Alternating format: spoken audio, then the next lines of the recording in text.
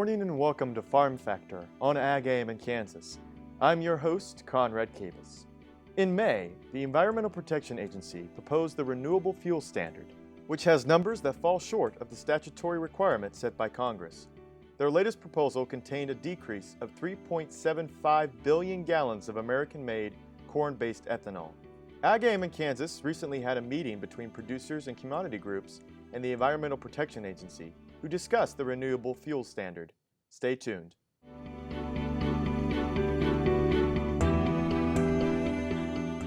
Closed captioning brought to you by Kansas Soybean Commission, the Soybean Checkoff Progress, powered by Kansas farmers. This segment is brought to you by Kansas Wheat. Learn more at rediscoverwheat.org. Good morning and welcome to Farm Factor on Ag AM in Kansas. I'm Conrad Cabas. U.S. corn producers, ethanol-based groups, and commodity groups joined others in Kansas City in June for the RFS Rally for Rural America. The rally allowed for many to express their support for biofuels and their displeasure with the Environmental Protection Agency's proposal to cut the renewable fuel standard for corn ethanol by 3.75 billion gallons through 2016. My name is Jeff Eastman. I'm the President and CEO of East Kansas Agri-Energy, located in Garnett, Kansas. Today, I'm here in Kansas City, Kansas, testifying in front of the EPA about the recent proposal they came out with and essentially the effect that it has not only on our business, but the entire ethanol industry as well. The decrease of 3.75 billion gallons of corn-based ethanol represents nearly 1.5 billion bushels lost in corn demand. So corn producers are testifying to the Environmental Protection Agency about the potential harms it could cause to the ag industry. We were very honored yesterday to have several individuals coming from the EPA, including Chris Grunler, the head of the division that is here today in Kansas City, Kansas. We had him and his group tour our plant yesterday, where most people are getting 3 minutes to testify. We received over 2 hours of time spent with not only Chris and his team, but we were able to talk to him about our ethanol plant, where we're going, how we got to where we're at, where we are today, and where we're going in the future. The East Kansas Agri-Energy, or EKAE, has announced their intent to integrate renewable diesel production at its ethanol plant in Garnett, Kansas. The plant will be able to produce 3 million gallons of hydrocarbon fuel per year, with the ability to double that capacity in the future. The fact that we currently today have a renewable diesel plant that's under construction, that is a bolt-on technology to the ethanol plant. The message we gave him was that we wouldn't have been able to do the renewable diesel plant if it wasn't for the base foundation, which was the corn-based ethanol plant that we currently have and operated, and the success we've seen over the years with that ethanol plant. It's a $15 million investment, of which is substantial for a small plant like ours, but because of the incentives given by the RFS, we were able to move forward with that really early adopting platform that we're adding onto our plant. And as we look into the future and we see the proposal as it sits today, it definitely will have an impact on any future projects that we have, that we've talked about. We have a 3 to 5 year plan of future projects, of which many of the projects that we have are simply on hold because of the confusion created by the current proposal that's coming out of the EPA.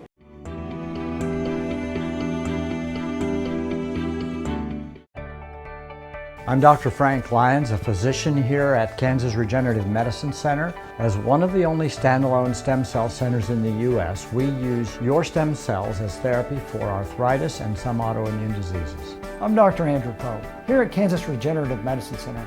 Utilizing the latest technology under strict protocols, we're able to harvest your stem cells from your own fat to treat a variety of medical conditions. The best part about it is, it's a same-day surgical procedure and requires no general anesthesia. Here's another gardening tip with Annette Jackson from Jackson's Greenhouse. Well-designed container flower gardens bring beauty to your home, at your entry, on your patio, or placed in a special spot in your landscape. Let Jackson's help you select the correct plant combinations which will add the color and style you need and that will survive the summer to provide beauty till frost. Our annual flat sale is going on now. Choose a flat of 4 packs for just $18.99. Jackson's Greenhouse has what you need today. Kansas Farm Bureau, the voice of agriculture, represents grassroots agriculture. The state's largest and most powerful farm organization stands up for its members through leadership development, agriculture education, legal defense, environmental advocacy, farm safety, and risk management. Members also enjoy money-saving benefits. To join our organization today or to learn more, go to www.kfb.org or find us on Facebook and Twitter. Watch Ag AM in Kansas online at agaminkansas.com. This segment is brought to you by the Kansas Soybean Commission. The Soybean Checkoff. Progress powered by Kansas farmers. Good morning and welcome to Farm Factor on Ag Game in Kansas. I'm Conrad Cavus. U.S. corn producers, state leaders, and ethanol supporters joined others from across the nation at the Rally for Rural America in Kansas City in June to show their support for corn ethanol. Greg Kiersick is the CEO of Kansas Corn Growers Association and the Kansas Corn Commission. He has nearly 25 years of experience working with agriculture, ethanol, renewable energy projects, and public policy.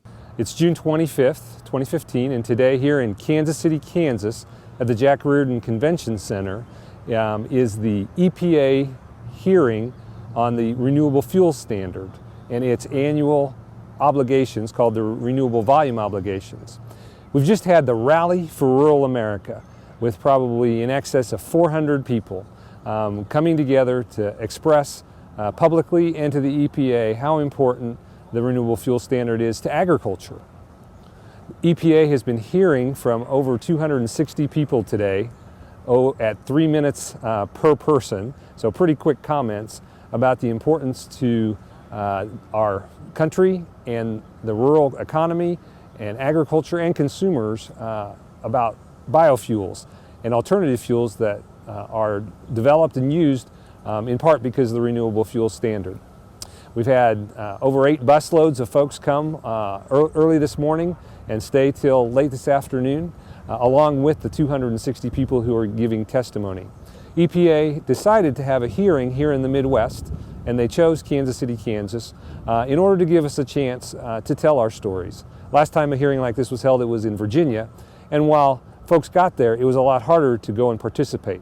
So this chance to then not only have the hearing, but for us as many groups, corn growers, ethanol producers, sorghum producers, soybean producers, biodiesel producers, all come together to talk about the importance of the Renewable Fuel Standard and keeping it at the statutory required levels.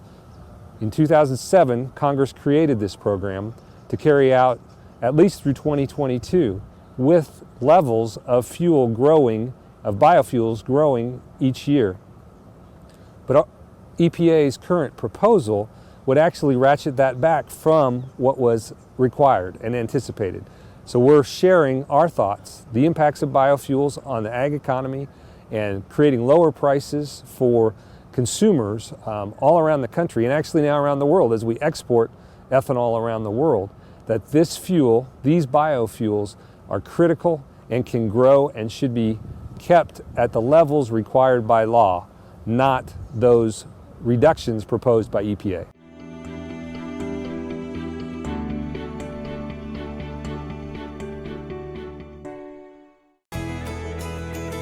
Biodiesel made from sustainable resources is diversifying our fuel supply. This year, biodiesel will displace over 1 billion gallons of fossil fuel nationwide. It's making our economy stronger and our communities healthier. It's working here and across America. Get biodiesel going in your community. Visit americasadvancedbiofuel.com.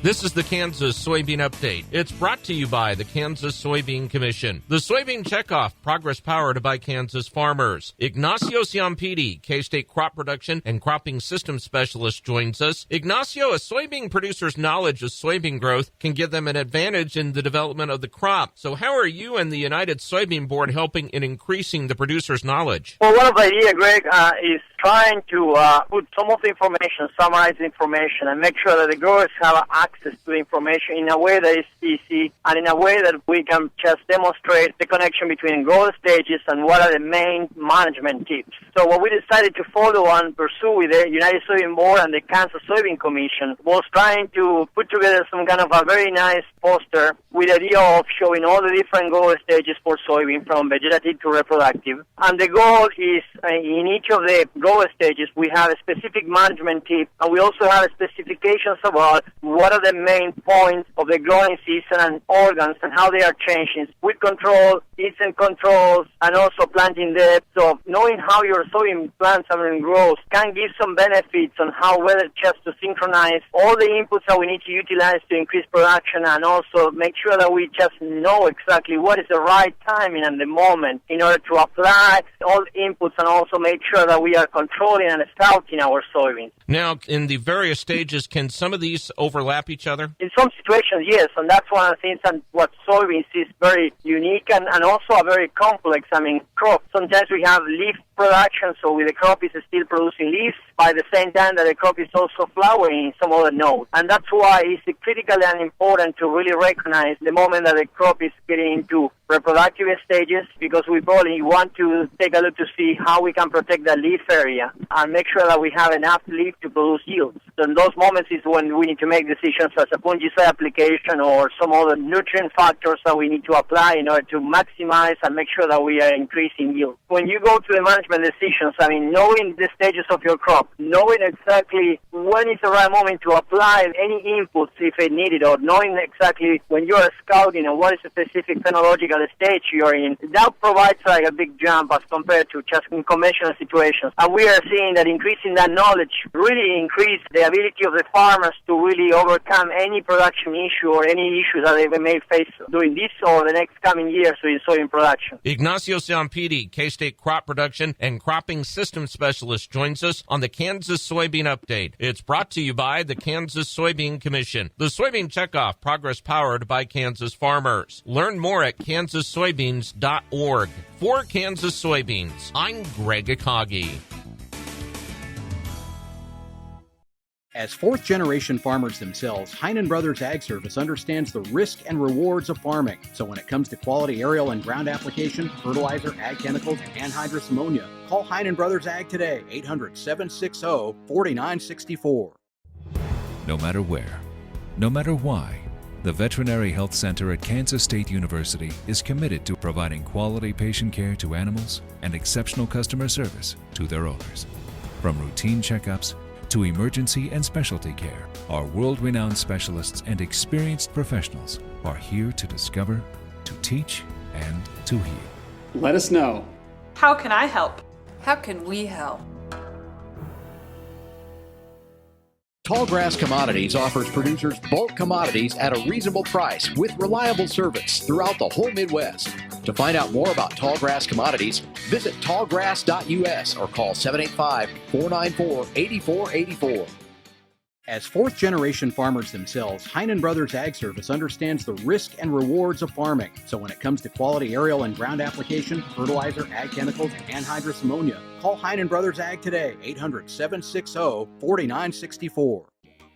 The Kansas Wheat Innovation Center in Manhattan is rediscovering ways to get improved varieties and new genetics in the hands of farmers faster. Grower-led and checkoff-funded research initiatives are bringing about positive change. This grassroots leadership provides a strong voice in Topeka and Washington, D.C. Now is the time to partner with Kansas Wheat in moving wheat forward. Kansas Wheat Commission and Kansas Association of Wheat Growers. Farmers investing in their future and yours. Log on to rediscoverwheat.org. Buying a car shouldn't be this hard. And at Brown Chevrolet Buick in Wamego, it isn't. It's actually awesome. Whether you want a new or used car or truck, Toby's team can make the deal. Even if you want to custom order a new car or truck, Toby's team can make the deal. See Toby's team at Brown Chevrolet Buick in Wamego. We're awesome. This segment brought to you by Heinen Brothers Ag, farmers helping farmers by offering quality aerial and ground application, fertilizer, ag chemicals, and anhydrous ammonia. Call today to protect your crop yield. Good morning and welcome to Farm Factor on Ag Game in Kansas. I am your host, Conrad Cabus. Today we continue our story for the RFS Rally in Kansas City with Greg Kiersick, CEO of Kansas Corn. Take a look. I personally have seen ethanol capacity in Kansas grow tenfold over the last dozen years. And what's happened with these production facilities is they continue to get more and more efficient. And when we take that bushel of corn, we convert it. Basically, a third becomes fuel. A third becomes a higher protein animal feed, even better at times for livestock than whole corn, and a third is CO2, which can be captured as a product for carbonation or dry ice. So we are very efficient in the plants. They use less and less energy to convert each bushel. They use less and less water to convert each bushel. And what we've seen in those dozen years of the plants getting really, really efficient in a commodity marketplace provide all these benefits to agriculture and to the public. And in the public vein, we're seeing now ethanol reduce gasoline prices. We're at 10% ethanol, trying to go to E15, and it reduces the price of gasoline for the consumer, saving them billions of dollars each year. We've also seen our commodity prices come back down to more normal or lower levels than they were maybe 2 or 3 years ago. So in that sense, and study after study around the world has said it does not, having the ethanol presence actually creates more food in the world and does not increase food prices for the consumer. So all of these groups, from the corn growers to the sorghum growers to the soybean producers to the ethanol and biodiesel processors, are coming together to tell that story. The state of the 2015 corn market hinges on the question of both economics and emotions for farmers. Will they afford to stay loyal to corn this year? After peaking at an average farm price of $6.89 a bushel on 97.2 million acres of corn prices and acreage, they have moved lower in 2014. It has been a challenging late spring, early summer for all crops across the state. Corn was planted and planted quickly and on time. Then we moved into that wet period of several weeks, and so some of the corn was dealing with excess moisture conditions. But now, as we stand here today in the sweltering heat, we've had almost a week or two of really hot weather, and the corn has responded dramatically. We expect that we're on track for an average crop. Currently, it may not be, the best crop we've ever grown because of the loss of some of the nutrients during the heavy water period, but we are on our way to a good average crop.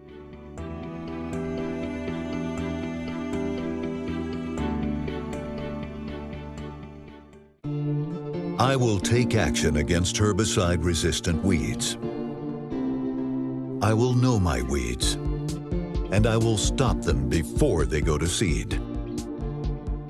I will do whatever it takes to give my crops the upper hand, and I will use multiple herbicide sites of action because every action counts.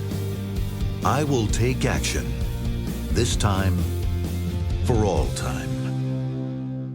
Here's another gardening tip with Annette Jackson from Jackson's Greenhouse. If you missed the opportunity to apply crabgrass preventer to your lawn last month, there's still time. Apply Fertilome's new product, Professional Turf Weed Out Plus Crabgrass Preventer. This product kills new crabgrass. It also prevents new crabgrass and other weeds, kills dandelions, and fertilizes your lawn, all in one application. Visit Jackson's. We'll show you how to grow the best lawn in your neighborhood. Jackson's Greenhouse has what you need today.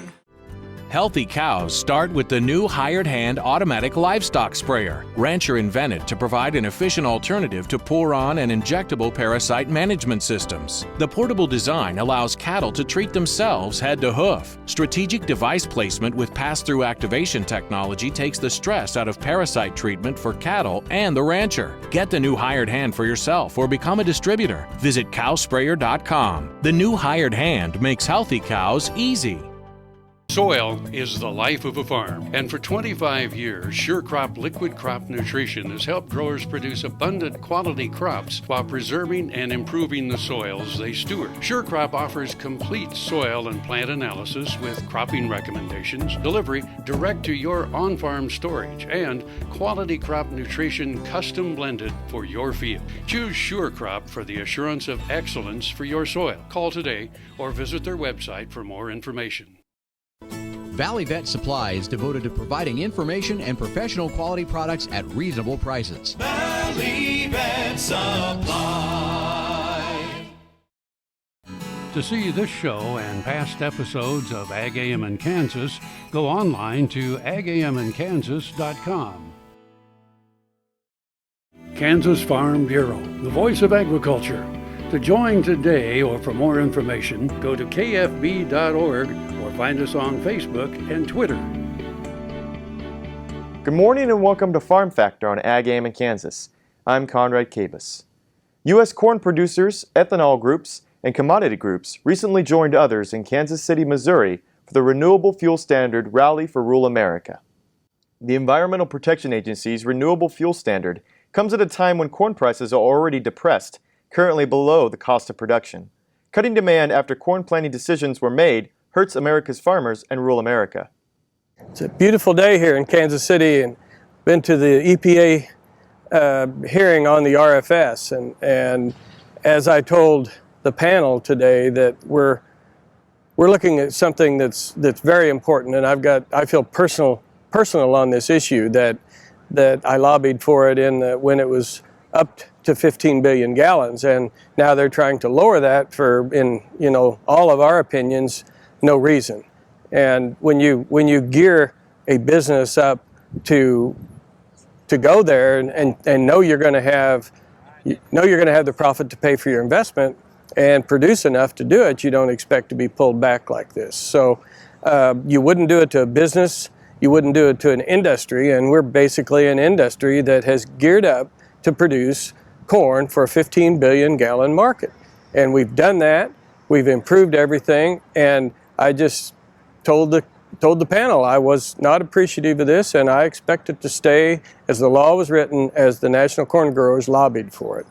And I think it's not just me, it's across the country. We're talking a national effort here to hold this and hold the Environmental Protection Agency responsible for keeping it leaving it alone, because there were some things written in.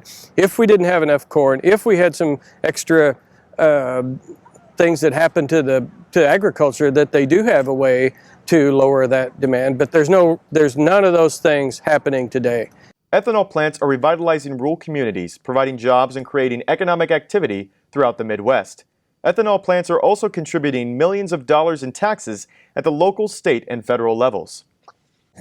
If EPA rolls it back at this level, there's a chance that they'll continue to roll it back, and you'd bring that back to an individual farmer, mine for instance, that you have market uncertainty, which means prices go down, and it makes more volatility. And we all remember what the prices were like before the ethanol RFS came along. And now we have more markets, we have more bidders in the market, which means we have more options to sell our grain.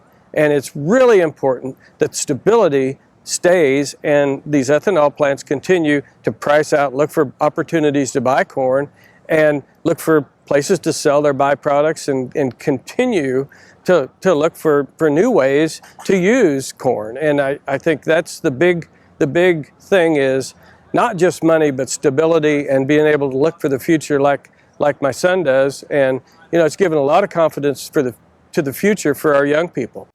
Thank you for watching today's episode of Farm Factor over the Renewable Fuel Standard. For more of Farm Factor, or if you want to view this program again, visit us on www.agaminkansas.com, or you can like us on Facebook or follow us on Twitter. So have a good day with good luck.